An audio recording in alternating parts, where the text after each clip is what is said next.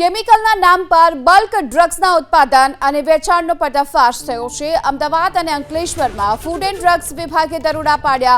પરવાનગી વગર bulk drug પ્રોબલિંગ એપીઆઈના ઉત્પાદનનો ખુલાસો થયો છે અને અંદાજે 21.50 લાખની કિંમતનો આ બલ્ક ડ્રગનો જથ્થો હાલ જપ્ત કરી લેવામાં આવ્યો છે।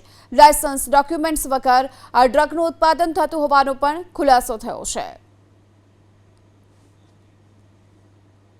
આ ત્રણેય જગ્યાએ દરોડા પાડીને લગભગ 1000 કિલોગ્રામ જેટલું પ્રીગાબાલિન નામનું એક બલડ્રગ કે જે ન્યુરોલોજીકલ ડિસઓર્ડરમાં વપરાય છે, બ્રેઇન માટે વપરાય છે, તેનો મોટો જથ્થો પકડી પાડેલ છે, જેની લગભગ કિંમત 22 લાખ જેવી થવા જાય છે।